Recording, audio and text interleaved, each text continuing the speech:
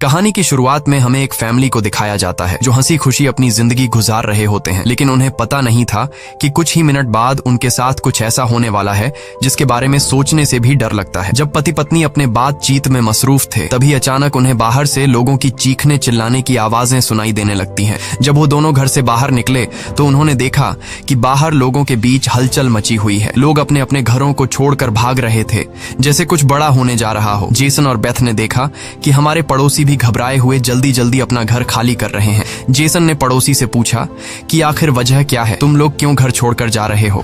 लेकिन वो लोग इतने जल्दी में थे कि उन्होंने जेसन की बात का कोई जवाब नहीं दिया। वहीं उन्होंने देखा कि पड़ोसी का बेटा भी अपना सामान पैक कर रहा है। जेसन ने जब उस बच्चे से पूछा कि तुम लोग कहाँ जा रहे हो, तो उस बच्चे ने जवाब दिया कि मेरे पापा का एक दोस्त गवर्नमेंट ऑफिसर है। उन्होंने कहा कि एक बहुत ही जहरीला वायरस फैल चुका है जो एक नॉर्मल इंसान को मॉन्स्टर में बदल देता है। लेकिन तभी वहाँ उस बच्चे की माँ आ गई और उसे पकड़कर वहाँ से ले जाने लगी। जेसन ने उससे पूछा कि आखिर ये बच्चा किस वायरस की बात कर रहा है, जिस पर इस बच्चे की माँ ने कहा कि अभी बताने का वक्त नहीं है, अपनी वाइफ और बेटी को लो और इस शहर से जितना हो सके दूर निकल जाओ। ये सुनकर जेसन और बेथ बहुत ज्यादा घबरा गए। उसके बाद जेसन बिना सोचे समझे अपनी फैमिली को गाड़ी में बिठाकर शहर से बाहर ले जाने लगता है। मगर रास्ते में उन्होंने देखा कि जो पड़ोसी भाग रहे थे वो वापस लौट रहे हैं। ये देखकर उन्हें और भी अजीब लगने लगा। आगे जाकर ये लोग ट्रैफिक में फंस जाते हैं। जब जेसन और उसकी फैमिली गाड़ी से बाहर उतरे तो उन्होंने देखा कि शहर से बाहर निकलने वाला अकेला रास्ता पुलिस ने बंद कर दिया है। आसमान में यहाँ वहाँ हेलीकॉप्टर्स पहरा देने लगे। लोगों को बताया जाने लगा कि शहर में एक जहरीला वायरस फैल गया है और तुम लोगों को जल्दी से घर वापस लौटना चाहिए। ये बात सुनकर जेसन को कुछ अजीब लगा कि जब शहर में वायरस फैल गया है तो लोगों को शहर से बाहर निकालने के बजाय उन्हें शहर में ही क्यों रहने को कहा जा रहा है। तभी अचानक पास की पहाड़ से एक बड़ा सा पत्थर उनके कार पर आ गिरा। ये देखकर वो लोग बहुत ज्यादा घबरा गए। पहाड़ हिलने लगा। तभी उस पहाड़ के पीछे से दो मिलिट्री के फाइटर जेट्स निकलकर शहर की तरफ बढ़े। वो दो फाइटर जेट्स पूरे शहर पर बमों की बारिश करने लगे, जिससे पूरा शहर राख में बदल गया। जेसन की वाइफ बेथ को फौरन समझ आ गया कि अगर वो पुलिस की बात मानकर घर लौट जाते तो उनका अंजाम बहुत बुरा होने वाला था। उसके बाद वो फाइटर जेट्स सड़क पर मौजूद लोगों की तरफ बढ़ने लगे। ये देखकर सभी लोगों में हलचल मच गई। अब सबको समझ आया कि गवर्नमेंट उन्हें मारना चाहती है। सभी अपनी जान बचाने के लिए यहाँ वहाँ भागने लगे, पर जेसन और बेथ को समझ आया कि वो कहीं भी भाग लें, वो फाइटर जेट्स उन्हें मारकर ही रहेंगे। तभी बेथ ने पीछे मुड़कर पहाड़ पर एक स्कूल देखा और उसे लगा कि बचने के लिए वो जगह बेहतर रहेगी। जिसके बाद जेसन, बेथ और जोई को लेकर स्कूल की तरफ पहाड़ पर चढ़ने लगे। पीछे ब्रिज पर मौजूद लोगों पर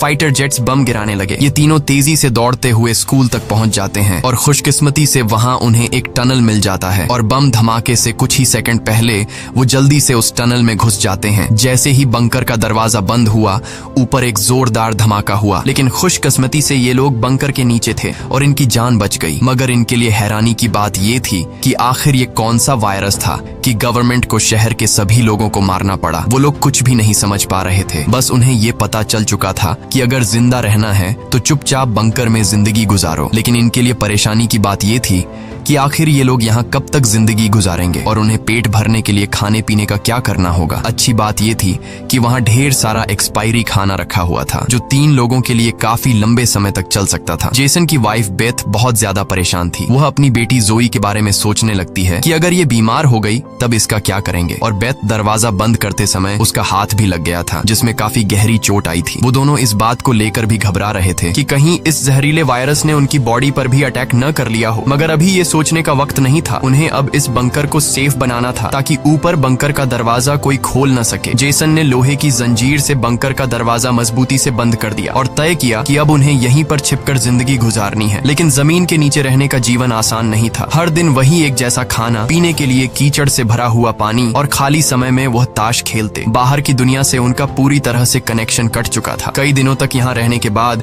वो लोग बहुत ज्यादा इस बंकर में तंग हो चुके थे। लेकिन वो क्या करते? अगर ऊपर जाते तो उनकी जान नहीं बच पाती। इस जीवन ने जेसन के परिवार को मानो इस दुनिया के अंत का एहसास दिलाया। जोई ने अपने पापा से पूछा, पापा हम यहाँ कब तक रहेंगे? जेसन के पास इस बात का कोई जवाब नहीं था। उसने अपनी बेटी से बस यही कहा, जब बाहर वायरस चला जाएगा तभी हम बाहर जाएंगे। वो अपनी बेटी की आंखों पर उंगलियां रखकर बाहर की दुनिया उससे इमेजिन करवाता है। इस तरह से दिन गुजरते गए और फिर महीने। उन्हें नहीं पता था कि बाहर निकलने के इंतजार में उन्हें यहाँ इस बंकर में 300 से भी ज्यादा दिन गुजर चुके हैं। जोई अपनी माँ की बनाई हुई पेरिस्कोप से बाहर की दुनिया को देखती है। बाहर चारों ओर बस तबाही का मंजर मंजर नजर आ रहा था, जैसे ये पूरी दुनिया जलकर राख हो गई हो। वहाँ किसी भी इंसान का नामो निशान तक नहीं था। ये सब देखकर उस छोटी बच्ची को लगने लगा कि शायद हम इस दुनिया के आखिरी बचे हुए लोग हैं। माँ ने उसे दिलासा दिया कि तुम ऐसा मत सोचो, शायद तुम्हारे दोस्त भी हमारी तरह कहीं छुपे हुए हों। अब रात हो चुकी थी और डिनर का समय हो चुका था। उनके पास अब खाना भी कम बचा हुआ था, इसीलिए वो तीनों थोड़ा सा खाना खाकर काम चला रहे थे। लेकिन आज जोई की जिद पर उसे पूरा एक कैन का डिब्बा दिया गया। जोई ने जब टिन का डिब्बा खोला तो उसने देखा कि टिन का डिब्बा अंदर से खाली है। इस डिब्बे के पीछे की तरफ एक छोटा सा छेद था, शायद कोई चीज इसमें से खाना चुरा गई थी। बेथ ने सारी बची हुई डिब्बों की जांच की तो पता लगा कि पूरे 12 डिब्बे खाली थे। ये देखकर वो बहुत ज्यादा परेशान हुए, क्योंकि ये तो उनके 2 हफ्तों का राशन था। बेथ ने वेंटिलेशन जाली की तरफ देखा और अंदाजा लगाया कि शायद कोई चूहा अंदर आकर खाना ले गया। बेथ ने कहा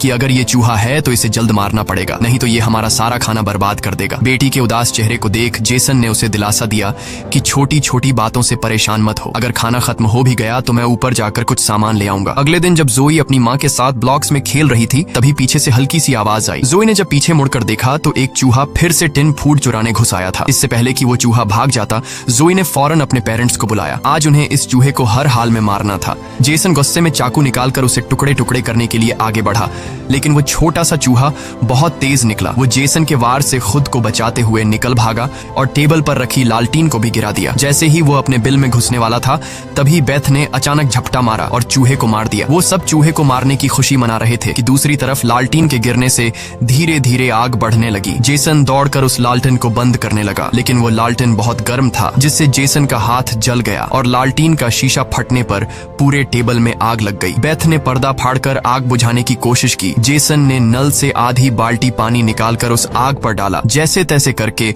उन दोनों ने उस आग को बुझा लिया, लेकिन खतरा अभी टला नहीं, बल्कि अब उनके लिए और भी मुश्किल बढ़ने वाली थी, क्योंकि आग तो वो लोग बुझा चुके थे, मगर आग से निकलने वाले धुएं ने पूरे बंकर को धुएं से भर दिया था और वो धुआं धीरे धीरे वेंटिलेशन जाली से ऊपर की तरफ निकल रहा था। ये देखकर वो सब घबरा गए, क्योंकि ये धुआं उनका वहां होने का ठिकाना जाहिर कर रहा था। अब सब लोग सांस रोक कर बैठे थे। जेसन ने कहा कि शायद रात का अंधेरा धुएं को छुपा लेगा और किसी को हमारे ठिकाने के बारे में पता नहीं चल पाएगा। वो तीनों डर के साए में पूरी रात जागते रहे। अगली सुबह उन्होंने खुद के तसल्ली के लिए पेरिस्कोप से बाहर झांक कर देखा तो उनके पैरों तले जमीन खिसक गई। उन्होंने देखा कि बाहर तो पूरा धुएं का गुबार उठा हुआ था। ये देखकर उन लोगों की बेचैनी बढ़ने लगी। उन्हें पूरा यकीन हो गया था कि उनके ठिकाने का राज खुल चुका है। तभी बीत ने कहा कि अगर धुआं उठा है तो उस पास राख भी जमा हुआ होगा, जिसकी जांचबीन करते हुए हमारे ठिकाने का पता चल सकता है। इसीलिए अब हमें राख की सफाई करनी होगी। जिसके बाद पति पत्नी ने बाहर जाकर सफाई करने का फैसला किया। जाने से पहले जेसन ने अपनी बेटी जोई से कहा कि जोई, मुझे प्रॉमिस करो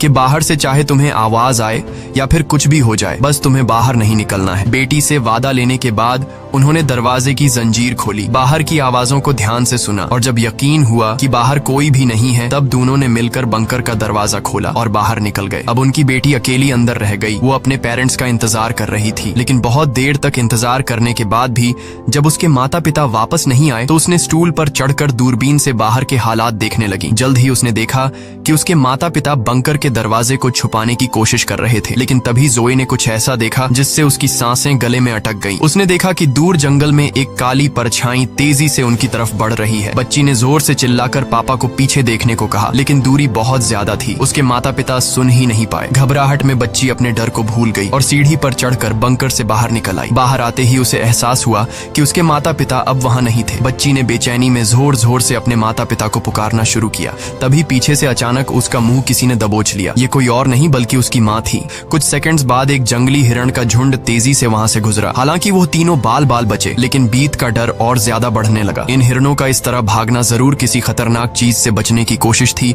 सबको खतरे का अंदाजा हुआ और वो तेजी से वापस बंकर की तरफ भागे और बंकर के अंदर घुस गए। जेसन ने लकड़ी की पट्टियों से बंकर का दरवाजा बंद किया और लोहे की जंजीर से उसे कसकर बांध लिया और सबको बिल्कुल खामोश रहने का कहा। तभी उन्होंने ऊपर से कदमों की धीमी आहट सुनी। ऐसा लग रहा था कि जैसे कोई बंकर के दरवाजे की तरफ आ रहा हो। वो कई मिनटों तक लगातार बंकर के ऊपर इधर उधर घूम रहा था। ये तीनों आहिस्ता कदमों से बंकर के दरवाजे से हटकर आगे की तरफ जाने लगे और शायद अब तक ऊपर जो भी था उसे भनक नहीं लगी थी कि नीचे बंकर में कोई है। डर के मारे जोई रोने लगी। बीत उसे चुप कराती है और कहती है कि अगर आवाज बाहर तक गई तो सब खत्म हो जाएगा। वो वो तीनों धीरे धीरे बंकर के दरवाजे से काफी आगे बढ़ चुके थे। वो बंकर के दरवाजे से इसलिए आगे बढ़ रहे थे कि अगर कोई ऊपर से बंकर का दरवाजा खोल भी दे तो नीचे उसे हम नजर नहीं आए। लेकिन तभी जोई ने जो गुड़िया हाथ में उठाई थी उसकी रस्सी एक स्क्रू में फंस गई। वह स्क्रू धीरे धीरे ढीला होने लगा। ये देखकर जेसन और बीत की सांसें अटक गई, क्योंकि वह रस्सी गुड़िया में लगी आवाज के स्विच से जुड़ी थी। इससे पहले कि वह कुछ कर पाते, वह स्क्रू एक झटके से निकल गया और उसी पल तेजी से गुड़िया के अंदर से आवाजें आने लगी। जेसन ने फौरन उस गुड़िया को चीर डाला और उसके अंदर स्पीकर को तोड़ दिया। लेकिन अब बहुत देर हो चुकी थी। ऊपर जो चीज उनका पीछा कर रही थी उससे उनकी भनक लग चुकी थी। अचानक ऊपर से जोर की टक्कर की आवाज आई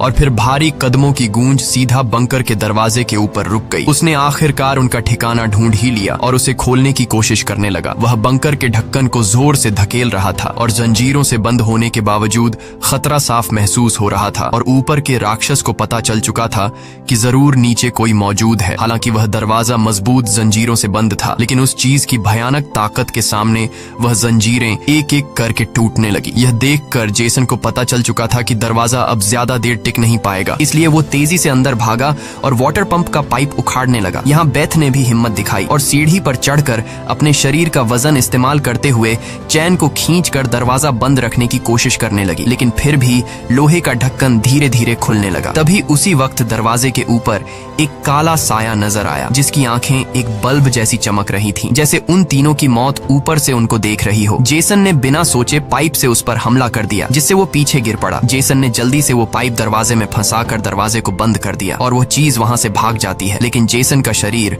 अब भी बुरी तरह कांप रहा था। वह कभी सोच भी नहीं सकता था कि बाहर की दुनिया में न सिर्फ बेरहम सोल्जर्स थे, बल्कि खतरनाक राक्षस भी घूम रहे थे। वह पूरा परिवार सीढ़ियों के पास मायूस बैठ जाता है, क्योंकि अब उनका ठिकाना उजागर हो चुका था। अब किसी भी वक्त उन पर हमला हो सकता था और उन्हें इस बात का अंदाजा भी हो चुका था कि इस बार तो एक आया था, लेकिन अगली बार जब वो आएंगे तो उनकी तादाद काफी ज्यादा होगी और हम उनके सामने कुछ नहीं कर पाएंगे। थोड़ी देर बाद अचानक अलमारी हिलने लगी। जेसन और बेथ समझ गए कि उसने अपने बाकी साथियों को भी बुला लिया है। ऊपर से तेज कदमों की आवाजें सुनाई देने लगी, मानो हजारों जीव उनके सिर पर दौड़ रहे हों। फिर वह सभी बंकर के दरवाजे पर इकट्ठा हो गए। उनके डर से नीचे जेसन, बेथ और जोए कांप रहे थे। तभी उन्होंने अचानक एक जबरदस्त हमला शुरू कर दिया। इस बार की ताकत पहले से कहीं ज्यादा थी। मजबूत लोहे का दरवाजा टूटकर नीचे गिरा और बंकर के दरवाजे पर ढेर सारी आंखें चमकने लगी, जिसे वह लोग डर के मारे पीछे की तरफ भागने लगे। लेकिन वह राक्षस भी उनके पीछे चलते आ रहे थे। बेथ ने अपनी तेल की लैंप फेंक दी और उनके और अपने बीच पर्दे में आग लगा दी और अलमारी को पकड़कर दोनों ने उनके बीच रास्ते को ब्लॉक कर दिया। वह सभी तेजी से बंकर के अंदर की तरफ भागने लगे, पर वह लोग जानते थे कि यह सब उन्हें ज्यादा देर नहीं रोक सकते। उनके पास अब बचने का कोई रास्ता नहीं था। तभी बच्ची को जमीन की ओर खुलने वाला एक वेंटिलेशन दिखाई दिया। जेसन ने ताकत से उसे तोड़ा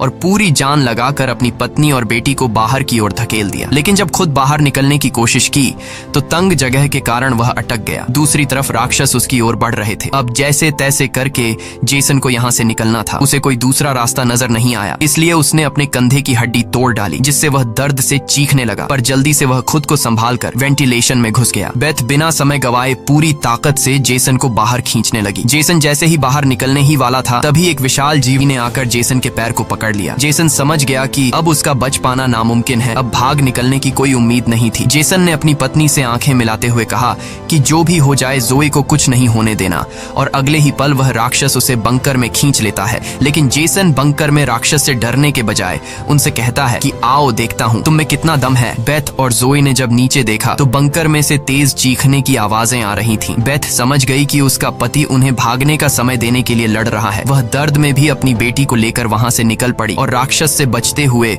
वह काफी दूर आए। लेकिन भागते भागते उन्हें कुछ अजीब महसूस हुआ। उन्होंने देखा कि जो हाईवे बाहर की दुनिया तक खुलता था, अब वहां ऊंची दीवार खड़ी थी, यानी अब इस शहर से कोई भी बाहर नहीं निकल सकता है। तभी वहां हेलीकॉप्टर दूर से उड़ता हुआ आया। जब बेथ ने पीछे मुड़कर देखा तो वह एक आर्मी हेलीकॉप्टर था। वह हेलीकॉप्टर तेजी से उनके पास आकर उन पर अपनी तेज स्पॉटलाइट चमकाई। ये दोनों जैसे ही वहां से भागने वाले थे, तभी ऊपर से उन पर एक बड़ा जाल आ गिरा, जिसमें ये दोनों फंस गए। वह दोनों हर एक संभव तरीके से जाल से खुद को छुड़ाने की कोशिश करने लगी, लेकिन जाल ने इन दोनों को बुरी तरह से जकड़ लिया था। बेथ ने जाल की जाली के बीच से देखा कि कुछ हरी आंखों वाले काले साए उनके पास आ रहे हैं। तभी यहाँ हमें कहानी का असल राज मालूम हुआ। ये जो बंदूक थामे पीली आंखों वाले लोग, जिसे हम राक्षस समझ रहे थे, ये असल में कोई एलियन या फिर वायरस से इन्फेक्टेड लोग नहीं थे, बल्कि ये तो मिलिट्री के सोल्जर्स थे जो गैस मास्क और नाइट विजन ग्लासेस लगाए हुए हुए थे, वही आंखें जिसकी पीली चमक उन्हें किसी दूसरी दुनिया का दिखा रही थी। लेकिन सवाल आता है कि आखिर आर्मी वाले इन लोगों के जान के दुश्मन क्यों बने हुए थे। ये सारा राज आपको आगे की थोड़ी सी बची हुई स्टोरी में मालूम पड़ जाएगा। अब बेथ और जोए दोनों इन सोल्जर्स के कंट्रोल में थे। इनमें से एक सोल्जर ने एक बड़ी सी इंजेक्शन निकाली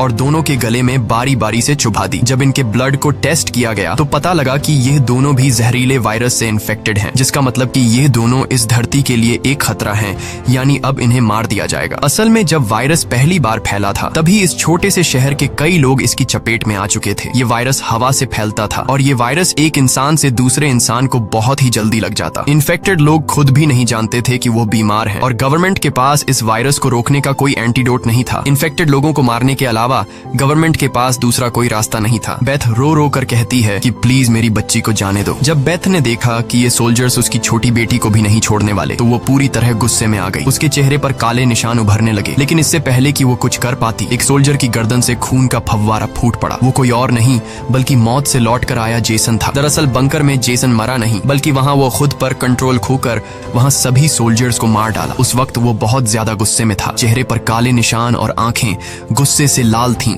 और उसके जिस्म की ताकत कई गुना बढ़ चुकी थी और साफ दिख रहा था कि वो अब पहले वाला जेसन नहीं बल्कि वह एक अलग रूप में दिखाई दे रहा था। वो सोल्जर्स पर झपट झपट कर उन्हें मारने लगा, लेकिन वह गर्म हथियारों की गोलियों को नहीं रोक पाया और जमीन पर गिर गया। जब वो सोल्जर बेथ और जोई की तरफ बढ़े तो वह दोनों जाल तोड़कर भाग चुकी थीं। सोल्जर्स उन्हें यहाँ वहाँ ढूंढने लगे, लेकिन उन्हें ये अंदाजा नहीं था कि बेथ भी एक राक्षसी रूप में बदल चुकी थी। उसने जोई को एक कार के अंदर छुपा दिया और खुद उन सोल्जर्स से लड़ने लगी। उसने कई सोल्जर्स को मार गिराया और फिर खुद भी गोली लगने से कार की पर गिर पड़ी। अंधेरे में छुपी उसकी बेटी ने ये सब देख लिया। अपने माता पिता की हालत देखकर वह भी गुस्से में आकर अपना आपा खो बैठी। एक छलांग में उसने एक सोल्जर को गिराकर उसका मास्क तोड़ दिया और उसे मारने ही वाली थी कि बेथ ने समय रहते उसे रोक दिया। वो नहीं चाहती थी कि उसकी बेटी भी एक दरिंदा बन जाए। बेथ ने उसे शांत किया। धीरे धीरे लड़की की नसों की हरियाली गायब हो गई और वो फिर से इंसान में बदल गई। लेकिन सोल्जर की किस्मत इतनी अच्छी नहीं थी। उसका सेफ्टी मास्क टूट चुका था और वो धीरे धीरे वायरस से इन्फेक्टेड हो गया। दूसरी तरफ जेसन की हालत बहुत गंभीर थी। उसने बेटी के चेहरे को देखकर अपने हाथ की 2 उंगलियां उसकी आंखों से फेरी और जेसन ने हमेशा के लिए आंखें बंद कर लीं। उसी वक्त एक और हेलीकॉप्टर आ गया। बेथ अपनी बेटी को लेकर भागी। कबाड़ के ढेर से गुजरते हुए वो एक सुरंग में घुस गए। तभी वहाँ एक रोशनी उनकी आंखों पर पड़ी। देखने पर पता चला कि सामने वही पड़ोस का छोटा लड़का था जिसे हमने कहानी की शुरुआत में देखा था। फिर ये दोनों उसके पीछे चल पड़े। वो लड़का उन्हें एक गुफा जैसी टनल में ले पहुंचा जहाँ उस लड़के के माता पिता और भी कई सारे लोग छुपे हुए थे। असल में वहाँ उनके जैसे ही वायरस से इन्फेक्टेड लोग थे। जिंदा रहने के लिए वो सभी अंधेरे में चूहे जैसी जिंदगी गुजारने पर मजबूर थे। ये वायरस खतरनाक जरूर था लेकिन जानलेवा नहीं। ये वायरस इन्फेक्टेड इंसान के जिस्म पर तब ज्यादा जोर करता जब वो डर जाता या फिर गुस्से पर काबू नहीं रख पाता। लेकिन असल में उन लोगों ने खुद पर काबू पाना सीख लिया था। वो लोग शहर के सोल्जर्स को राक्षस समझते थे लेकिन असल में वो खुद राक्षस थे। इसी